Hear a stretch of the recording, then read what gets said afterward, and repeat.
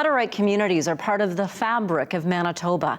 Their members dress modestly, live and farm communally, and generally avoid many aspects of modern society.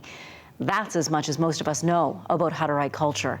Manitoba photographer Tim Smith took it upon himself to learn a lot more. That education blossomed into a photography exhibit that's on now at the Canadian Mennonite University. Tim Smith joins us now. Hi, Tim, thanks for being with us.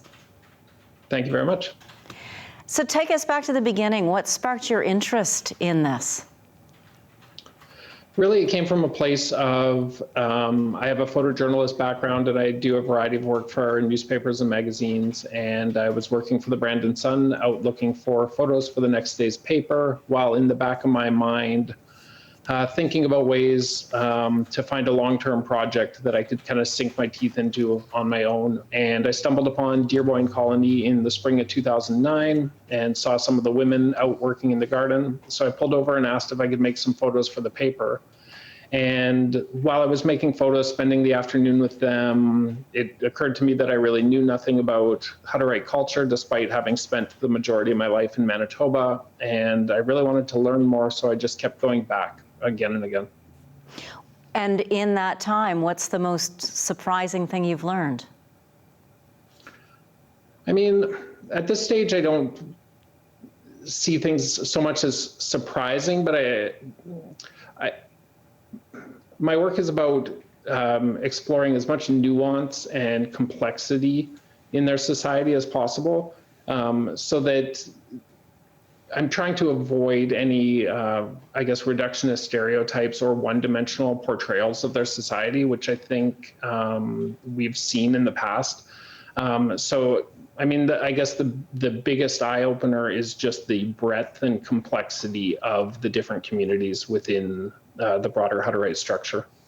What do you think is it that the rest of us who may hold some stereotypes get wrong?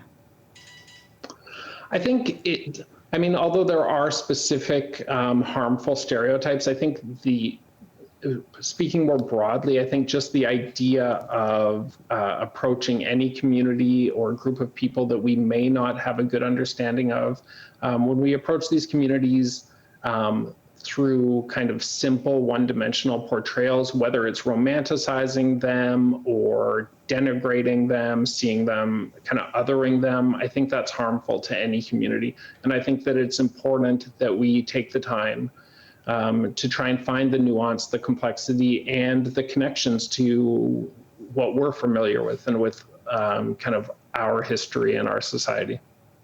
To get the access that you have, you had to build trust. They had to like you, they had to trust you. What have you heard in terms of response from some of your photography subjects? The response has been phenomenal, and I'm really grateful to the people who have allowed me into their lives, and many of which I've become friends with and have had ongoing friendly relationships with.